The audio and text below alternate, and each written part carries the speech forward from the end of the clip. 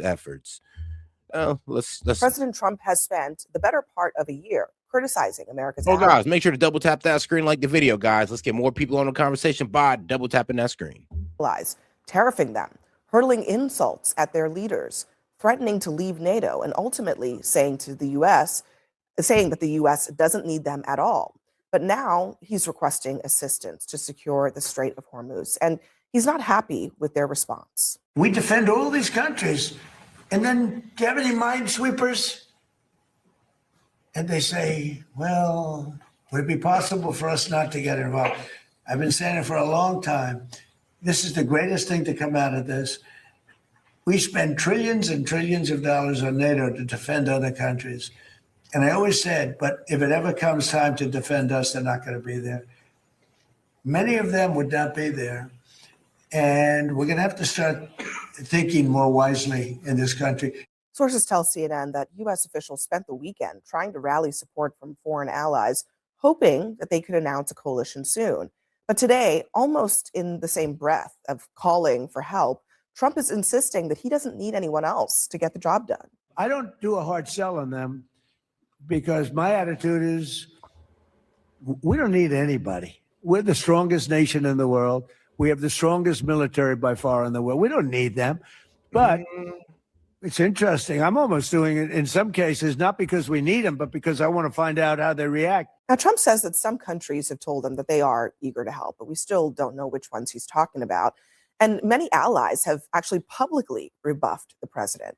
Like Germany, for example, their defense minister is asking, quote, what does Trump expect a handful or two handfuls of European frigates to do in the Strait of Hormuz that the powerful U.S. Navy cannot do? Ooh. This is not our war. We have not started it. It's hard to get more blunt than that, Anna. And the president... I mean, that's what I'm saying, too. Is like, bro, hold on. They're a paper tiger. You got the strongest Navy pretty much in the world over there, possibly in the universe. And like, if you can't open it, no one can. That's pretty much what the other countries are saying. They're like, bro, if you can't get it open, why do you think we can? Like that is also doing this, at least according to recent American history, particularly the lead up to the Iraq War, without doing this in advance. He's trying to cobble together a coalition after the fact. You can say what you will about how the Bush administration handled the Iraq War, but they went to Congress and got an authorization for military force. They went to the allies, put together a coalition of the willing, and then they went in. As did Bush 1. As you will remember, when in Desert Storm, there was a UN-backed international coalition. Listen, Donald Trump hasn't made the case to the American people. We haven't so much as had an address to the American people about what he is doing in Iran. It's been all over the place. So it's hard to imagine that he has given a coherent explanation or pitch to the allies that, as you point out, he has been crapping on for over a year.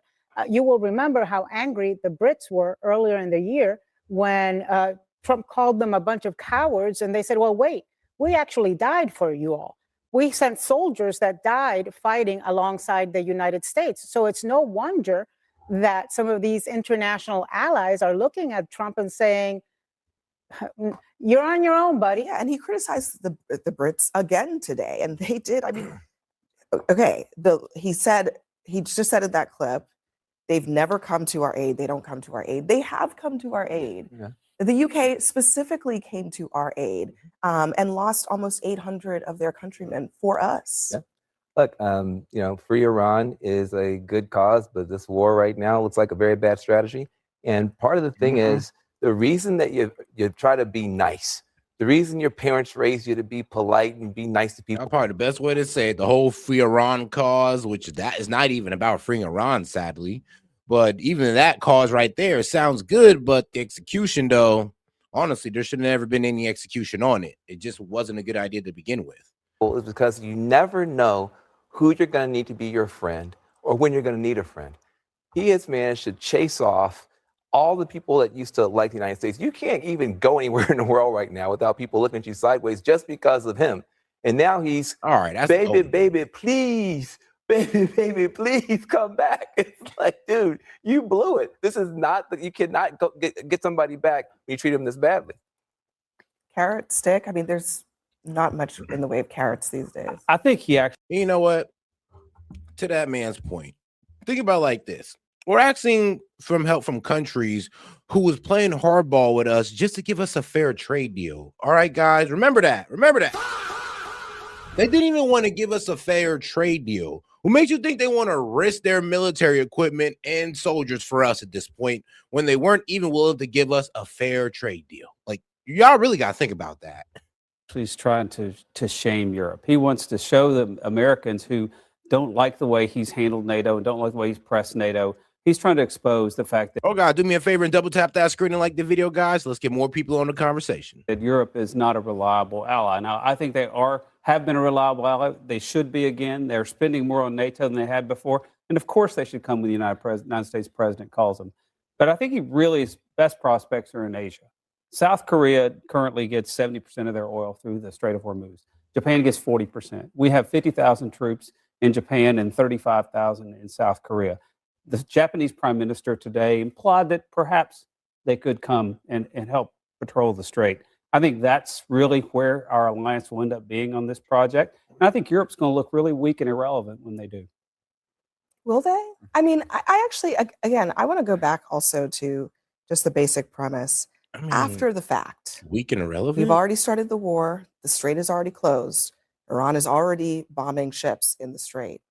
We are now, after the fact, asking countries to come in and help us. And maybe Japan and maybe South Korea will. But the fact that they are being asked on the back end, and some of them are asking a basic question, how can they are democratic nations, how can they sell this to their people? Well, look, I do think the president has to talk with our allies about what the long-term strategy here is. I think there is an argument to be made. I discussed this on your show 2 weeks ago about Iran, terror proxy groups, specifically focusing on China. 80% of their oil exports are purchased by China. That's a lot of cash inflowing into the Iranian regime to help terrorism continue. And so I think there's an argument that even our European allies would be open to if the president makes the case. I think the good side here, though, is there's been a lot of criticism about the president and our European friends. And I think the president is beginning to recognize the importance of the systems that the United States, quite frankly, built after World War II, the economic systems, the military systems.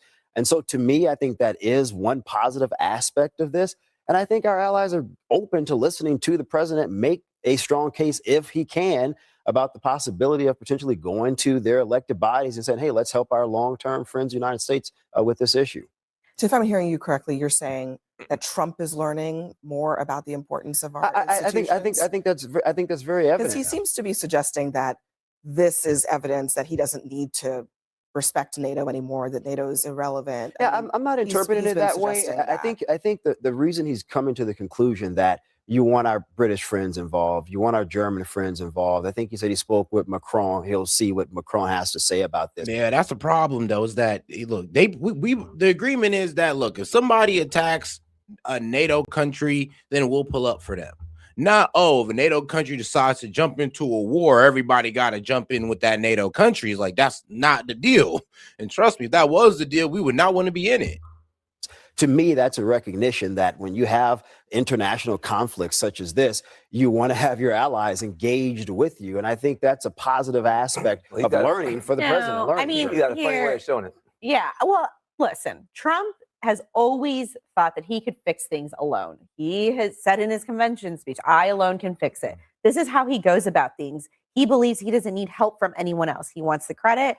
But now he is realizing, and I think he's realizing only because of political pressure, only because gas prices are going up, only because he's finally getting some heat from the Republican Party and Americans as a whole, that he actually needs help getting out of this conflict. He doesn't know how to get out of this conflict. And if he actually cared about our allies, he wouldn't have gone after Greenland. He wouldn't have said that our allies were not in the front lines in Afghanistan. He wouldn't have gone on True Social to kind of... No, I actually support Trump going after Greenland. That was all within American interest. Like, to be honest with you, I just don't see why would we call up on people who we can't even get a fair trade deal out of? Well, we do now, but think about it, we had to twist arm behind back. Like, we was literally cracking skulls to get a fair trade deal. Now you expect these same people to pull up for us and fight Iran? to open the Strait of Hormuz on a war that, let's be real, well, the United States started. Yeah, I'm pretty sure a lot of them are looking at us going like, yeah, y'all need to kick rocks and good luck. I can't even blame them for saying that. I can't even get mad at them for saying that. Disparage any ally on any given day. And he would have actually consulted with them at the start of this versus at the end. And Abby brings up a very good point. It's after the fact. And even then, it is very hard for him. It's not who he is to ask for help. It is an ego thing at this point. And even his back and forth and his rhetoric around this is very interesting. He understands in order to get out of this, he needs our allies. They're not willing to help him because this is not their war. Well, we this don't is know. a war The that Germans- Donald Trump Well, got let me give himself you an into. example. I mean, the Germans are pretty clear. They're saying that the U.S. and Israel need to define when they consider the military aims of their deployment have been reached. We need more clarity here, he told reporters. Estonia's foreign minister said that no U.S. allies in that U.S. allies in Europe want to understand Trump's strategic goals.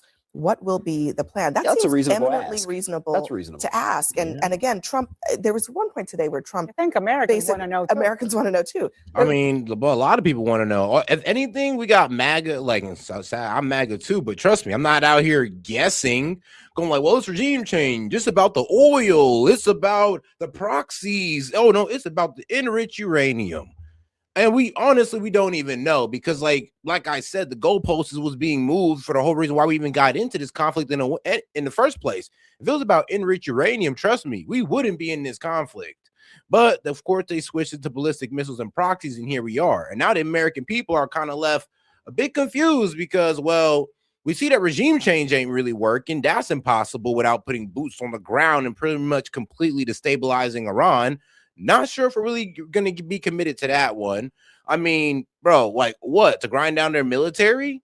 Because they're still firing things off. And I mean, sure, they're running out. But I mean, what does that really do? We spend all of this money, lost American lives just to, make them shoot bullets? Make them waste bullets out of their gun or to waste their missiles pretty much? Like, is that really a good goal?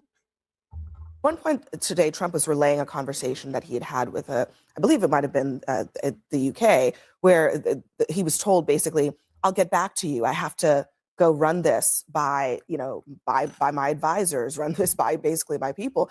And Trump's like, "Well, you don't have to do that." Well, actually, they do. I mean, these are countries where the United States has not been this unpopular in over a decade at the very least, Well, right? the quotes- So Trump is asking them to go defend the U.S. at a time when, as Van pointed out, Americans are not very popular, and Trump in particular is deeply unpopular. Yeah, sure. That's perfectly fine. I mean, you look at the recent history, international history over the past 100 years, the United States have involved and engaged ourselves in many conflicts that we didn't necessarily start.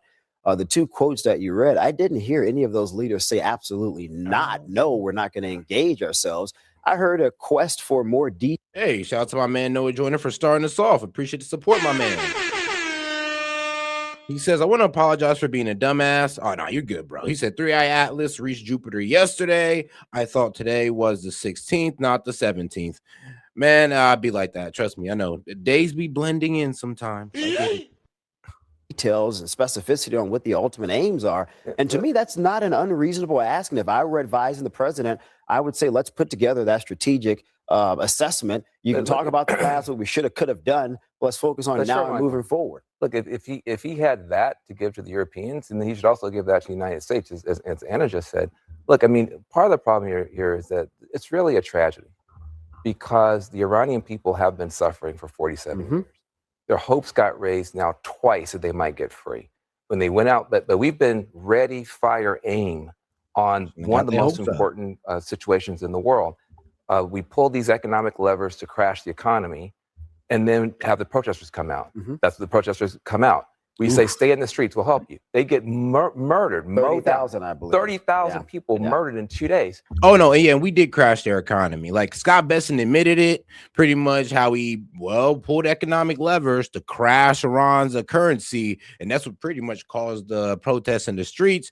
And then we escalated that through the Mossad and CIA and started giving these guys guns and, things got hectic. Our armada is on the other side of the world messing with Nicaragua. It was actually Venezuela. I'm sorry, yeah, with Venezuela. I wish it was Nicaragua. Yeah, exactly. President Trump putting ground troops in Iran is in so many ways the opposite of what he campaigned saying he was going to do. And there's real political risk for him. There is political risk. I mean,